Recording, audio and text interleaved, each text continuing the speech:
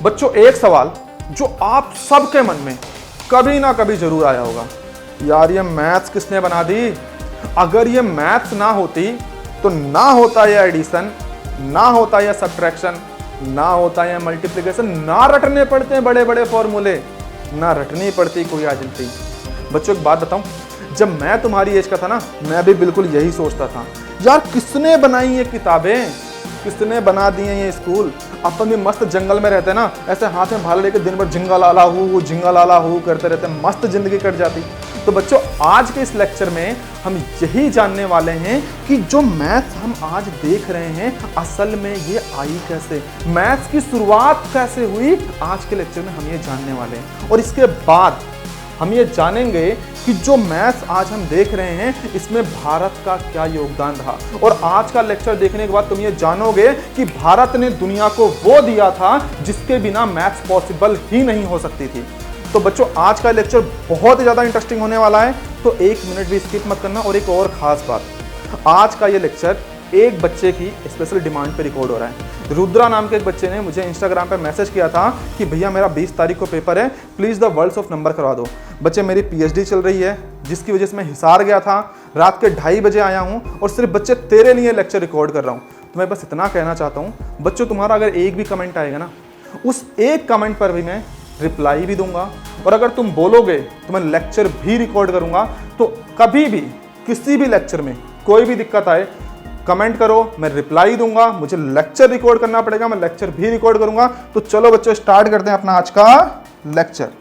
तो देख भाई, जो पुराने जमाने के लोग थे ना, उन्हें गिनती विनती तो कुछ आती नहीं थी, लेकिन जरूरत तो थी ना।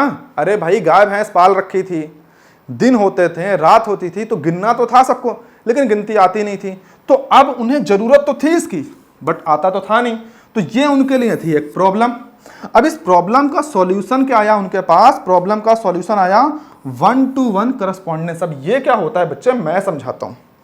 ऐसा मान ले बच्चे कि मैं भी उसी टाइम का कोई आदमी, आदिवासी, आदि मानव, जो भी मानना है मान ले, और मेरे पास है 11 गाय। क्या है मेरे पास? 11 गाय। और मुझे गिनती विनती कुछ नहीं आती, मुझे नहीं पता 1 2 3 4 क्या होते हैं। तो मेरे पास सोच 11 गाय हैं। तो मैं सुबह सुबह अपनी गायों को जंगल में लेके जा रहा हूं। तो जैसे ही तबेले से एक गाय निकलेगी तो एक गाय के बदले में एक पत्थर अपने थैले में डाल लूंगा।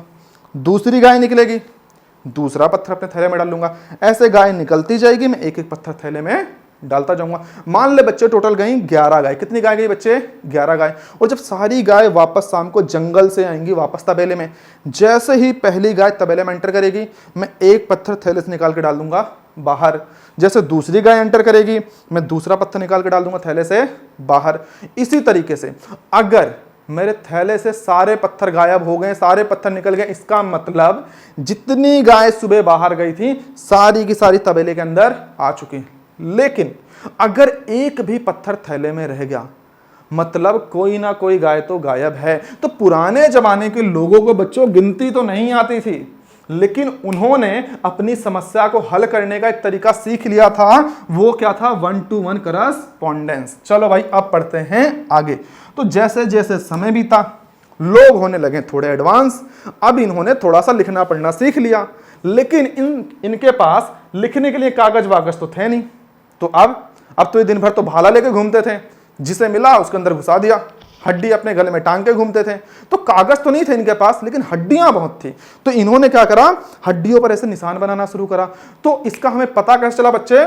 हमें पता चला आज से करीब 35,000 साल पहले साउथ अफ्रीका और क्या है ये, स्वाजीलैंड के बीच में, लिबोमो माउंटेन्स के बीच में हमें एक हड्डी मिली जिसे हम बोलते हैं लिबोमो बोन। और इस बोन के ऊपर बच्चे करीब ऐसे 29 निशान थे। और मैथमेटिशियंस का मानना था ये कोई नॉर्मल ऐसे निशान नहीं थे, ये उनकी काउंटिंग करने का तरीका था। ठीक है बच्चे, अब बढ़ते हैं आगे। ऐसे ही कुछ समय के बाद हमें मिली इसांगो बोन। क्या मिली बच्चों? इसांगो बोन। और कहां पर मिली है? नील रिवर के पास। कहां? डेमोक्रेटिक रिपब्लिक ऑफ कॉन्गो में। और अब तक ये बोन हमें बताती है कि ये लोग कैसे कैसे धीरे धीरे एडवांस हो रहे थे। पहले तो ये 1-to-1 करस्पॉन्डेंस करते थे, फिर इन्होंने हड्डियों पर निशान बनाने शुरू करे, और उसके बाद जो ये वाली हड्डी मिली ना, इसांगो बोन, ये तो भाई अलग ही थी। इसमें थे 3 कॉलम। क्या थे बच्चे? 3 कॉलम। जो पहला कॉलम था ना, वो बता रहा था आज के प्राइम नंबर्स के बारे में।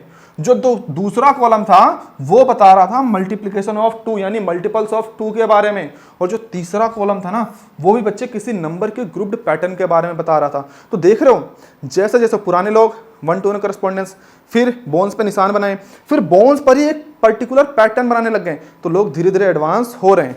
अब और आगे जब धीरे धीरे और लोग एडवांस हुए, तो लोगों ने क्या करा, लोग जंगल से निकल के बस्तियों में जाकर रहना शुरू कर देते हैं। लोग सिविलाइज हो जाते हैं, यानी अब सिविलाइजेशन बनने लगी। और एक सबसे बड़ी सिविलाइजेशन जिसके बारे में तुमने पढ़ा जरूर होगा, इंडस वैली सिविलाइजेशन, जिसके 2 मेजर सेंटर थे, मोहनजोदारो और हड़प्पा। एक मूवी आई थी कुछ दिन पहले ऋतिक रोशन की, मोहनजोदारो, शायद आपने देखी भी होगी। तो ये वो सिटीज थी, ये वो सिविलाइजेशन थी जहां पर लोग अब एडवांस हो चुके थे। लोग अब ट्रेड करते थे, व्यापार करते थे। तो लोगों को व्यापार के लिए, अब ट्रेड करने के लिए उन्हें जरूरत पड़ी एक स्टैंडर्ड वेट्स की। तो लोगों ने स्टैंडर्ड वेट्स बनाए जिससे कि वे करके वो चीज़ों को ट्रेड कर सकें, एक्सचेंज कर सकें। तो देखो धीरे धीरे जैसे जैसे समय बीतता गया, लोग एडवांस होते गए और धीरे धीरे उन्होंने मैथमेटिक्स का यूज़ करना शुरू कर दिया। अब हम ये समझते हैं कि आज की जो हम मैथमेटिक्स देखते हैं उसमें इंडिया का, भारत के लोगों का क्या रोल है। बच्चों, बहुत से बच्चों को ऐसा लगता है कि भारत ने कुछ नहीं किया, क्योंकि आप जब भी पढ़ते थे आपने वे फॉरेन साइंटिस्टों के नाम पढ़े, साइंस में पढ़े, मैथ्स में पढ़े, तो अधिकतर बच्चों को ये लगता है कि भारतीयों ने कुछ नहीं किया। जबकि ऐसा नहीं है बच्चे। जब ये विदेश के लोग ना पत्ता लपेट के घूम रहे थे ना अपने ऊपर, तब हमारे देश के, हमारे भारत के ऋषि मुनियों ने ऐसे ऐसे ग्रंथ लिखे थे, ऐसी ऐसी चीजें बता दी थी जिसके बारे में कोई सोच भी नहीं सकता था। तुमने हनुमान चालीसा की एक लाइन तो सुनी होगी ना बच्चों, जुग सहस्त्र जो जन पर भानु, लील्यो ताहि मधुर फल जानू। इसका अर्थ यह है, जब हनुमान जी बचपन में बहुत भूखे थे एक बार, तो उन्होंने सूरज को एक पका हुआ आम समझ के उसे खाने के लिए चल पड़े थे। तो उसी सिचुएशन पर यह लाइन लिखी गई थी, जुग सहस्त्र जो जन पर भानु, लील्यो ताहि मधुर फल जानू। भानु का मतलब होता है बच्चों सूरज, और एक जुग बराबर होता है 12,000 वर्ष के, और एक सहस्त्र बराबर होता है 1,000 के, और एक योजन बराबर होता है बच्चों 13 किलोमीटर के। और जब इन सब को मल्टीप्लाई करता हूं ना बच्चे, तो मुझे पता चलता है पृथ्वी से सूरज की दूरी के बारे में, वो दूरी जिसे पता करने में साइंटिस्टों के पसीने छूट गए, और जिसे हमारे ऋषि मुनियों ने आज से ना जाने कितने साल पहले हनुमान चालीसा में बता दिया था। तो मैं बस आपको इतना बताना चाह रहा हूं कि भारत के ऋषि मुनि बहुत ही ज्यादा ज्ञानी थे, उन्हें साइंस का बहुत पहले से ज्ञान था, और ऐसा हमारे वेदों में लिखा गया था। हमारे वेदों में क्या लिखा गया था? हमारे जो ऋषि मुनि थे वो वेदों में जो बड़े नंबर से उसमें बड़ा इंटरेस्ट दिखाते थे। वो ज्यादातर 10 की पावर्स में डील करते थे, और उन्होंने इन 10 की पावर्स को कुछ नाम भी दिए थे। उन्होंने 10 की पावर को नाम दिया था 10, 10 की पावर 2 को नाम दिया था 7, 10 की पावर 3 को नाम दिया था बच्चों सहस्त्र। ऐसे ढेर सारी पावर्स थी और सबको अलग अलग नाम दिए थे। यहां तक कि एक बहुत ही पुराना वेद है ललित विस्तारा, ये एक बुद्धिस्ट ग्रंथ है, उसमें तो 10⁵ तक की पावर्स की बात करी गई है। हमारा एक बड़ा ही फेमस वेद है ऋग्वेद। ऋग्वेद के अंदर बच्चों बहुत ही स्पष्ट भाषा में लिखा गया है कि यहाँ पर 10 की पावर्स का इस्तेमाल किया गया है, और ये जो 10 की पावर्स है ना बच्चों, यही आगे चल के बनी थी अपनी प्लेस वैल्यू सिस्टम। जो तुमने पढ़ा था ना बचपन में, वंस, टेंस, ये कहीं और से नहीं बच्चे, यहीं से निकल करके आई हैं। और अब सबसे खास बात, भारत ने दुनिया को दिया 0, वो 0 जो अगर तुम्हारे एग्जाम में आ जाएं तो तुम्हारे घर वाले तुम्हारे शकल का हुलिया बिगाड़ देते हैं। तो बच्चों, दुनिया को भारत ने दिया 0, वो 0 जिसके बिना मैथमेटिक्स पॉसिबल ही नहीं हो सकती थी। ठीक है बच्चों, तो चलो अब करते हैं इसके बाद अगला सवाल। हमारा पहला सवाल है, a merchant in the port city of Lothal is exchanging bags of spices for the copper ingots. Ingots का मतलब बच्चों समझो कॉपर के टुकड़े। तो एक लोथल सिटी है जिसके अंदर कोई एक मर्चेंट, कोई व्यापारी आया है, अपने साथ स्पाइसेस, कुछ मसाले लाया है, और उसके बदले उसे कुछ कॉपर के टुकड़े मिलेंगे।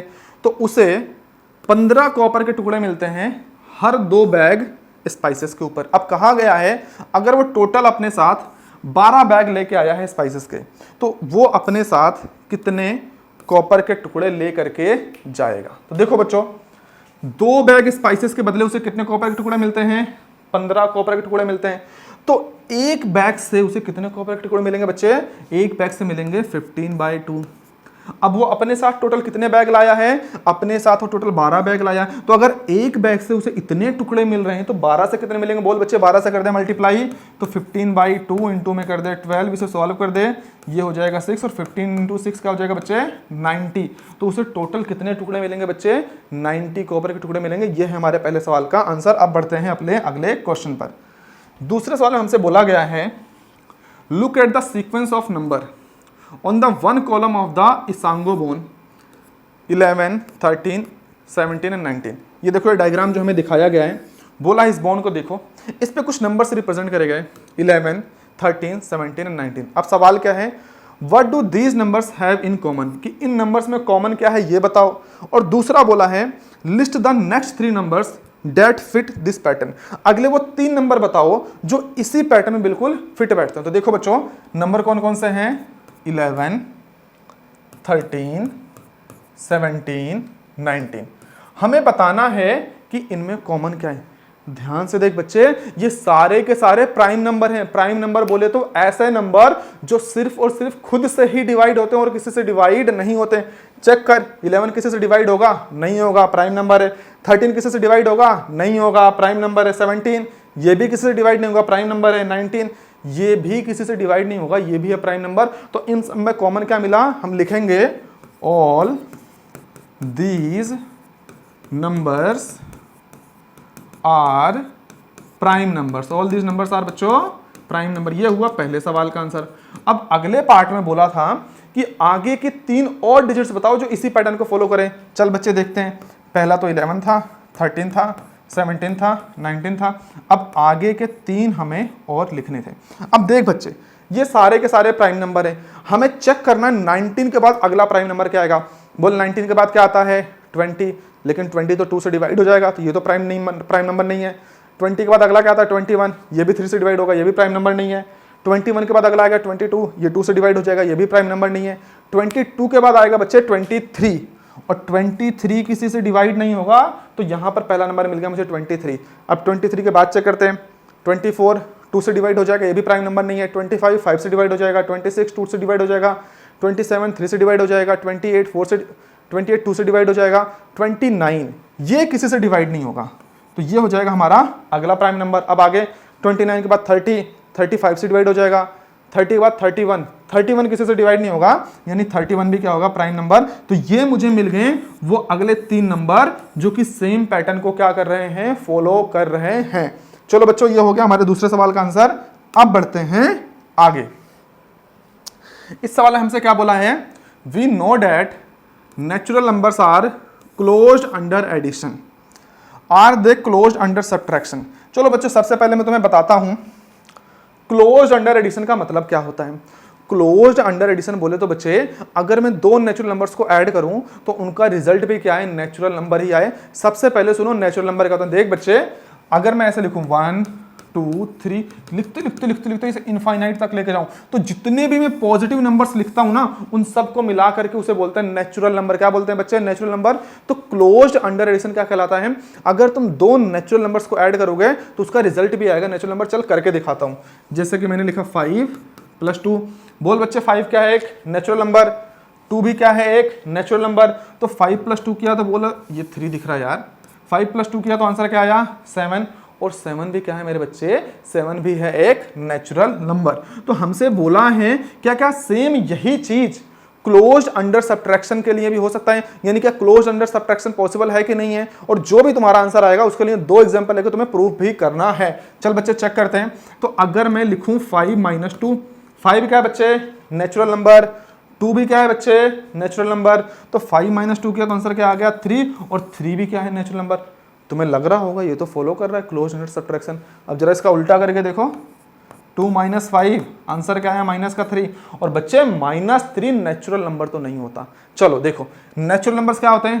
सारे पॉजिटिव नंबर्स कहलाते हैं नेचुरल नंबर। अगर इसी में मैं 0 भी ऐड कर दूं, 0 1 to dot dot dot infinite तक। तो ये कहलाते हैं बच्चे, ये कहलाते हैं होल नंबर्स। क्या कहलाते हैं बच्चे? Whole number. अगर मैं इसे माइनस के नंबर्स भी ले लूं, -2, -1, 0, +1, +2, यानी जिसमें माइनस भी आए, 0 भी आए, प्लस भी आए, वो कहलाते हैं बच्चे इंटीजर। वो क्या कहलाते हैं? इंटीजर। तो -3 तो बच्चे एक इंटीजर है, या नेचुरल नंबर नहीं है। तो देख बच्चे, मैंने एक नेचुरल नंबर लिया, उसमें माइनस किया एक नेचुरल नंबर, बट रिजल्ट आ गया इंटीजर, यानी क्लोज्ड अंडर सब्ट्रैक्शन पॉसिबल नहीं है। ये तो मैंने पहले एग्जांपल से साबित कर दिया। चल ऐसे ही एक एग्जांपल और लेते हैं। अगर मैं 2 - 1 करूं आएगा 1, लेकिन अगर मैं 1 - 2 करूं तो आंसर आएगा -1। फिर से ये क्या है? एक इंटीजर है, ये नेचुरल नंबर नहीं है। तो हमने 2 एग्जांपल से साबित कर दिया कि क्लोज्ड अंडर एडिशन तो हो सकता है, but closed under subtraction possible नहीं है। तो ये हो गया हमारा थर्ड क्वेश्चन। अब बढ़ते हैं अपने आखिरी सवाल की ओर। Ancient Indians used the joints of their fingers to count and practice.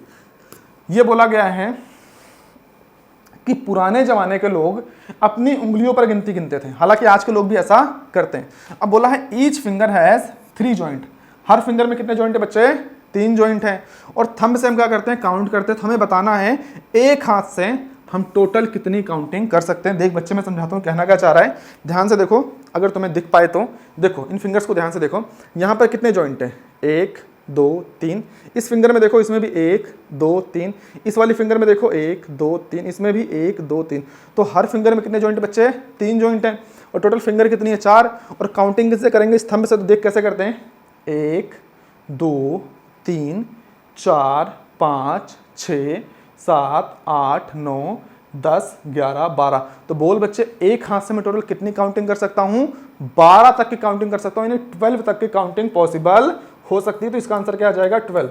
अगर तुम इसे सॉल्व करके दिखाना चाहते हो तो सॉल्व कर सकते हो। कैसे सॉल्व कर सकते हो? देखो, यहां पे लिखो number of joints in one finger, कितना आएगा बच्चे? 3। अब लिखो total number of fingers in one hand, कितना आ जाएगा बच्चे? 4। एक हाथ में कितनी उंगलियां हैं? 4। थंब को हटा करके, तो यहां से टोटल नंबर ऑफ जॉइंट्स कितने आ जाएंगे? टोटल नंबर ऑफ जॉइंट्स आ गए हैं बच्चे, टोटल नंबर ऑफ जॉइंट्स आ गए हैं 4 × 3 12। यानी मैं एक हाथ से कितनी काउंटिंग कर सकता हूं बच्चे? 12 तक की, नहीं 12 तक की काउंटिंग कर सकता हूं। तो ये हमारा इस एक्सरसाइज का आखिरी सवाल भी हो गया खत्म। तो चलो भाई थोड़ा सा गला खराब है, मैंने जैसा कि आपको बताया, मैं अभी हिसार से आया हूँ, बट उस एक बच्चे के लिए मैंने लेक्चर रिकॉर्ड किया है। तो बच्चों, ऐसे ही आपके लिए भी जब भी आप कमेंट करोगे, मैं आपको उस कमेंट को पढ़ूंगा भी, रिप्लाई भी दूंगा। अगर आप कहोगे, आपकी कोई स्पेशल डिमांड होगी, तो उस टॉपिक पर लेक्चर भी अपलोड होगा। और रुद्रा बच्चे, तुम्हारा एग्जाम 20 तारीख को है ना, मैं तुमसे वादा करता हूँ 20 तारीख से पहले पहले ये पूरा चैप्टर तुम्हें मिल जाएगा, हम पूरा चैप्टर अपलोड कर देंगे। तो चलो बच्चों, फिर चलते हैं, आज के लिए मिलेंगे कल।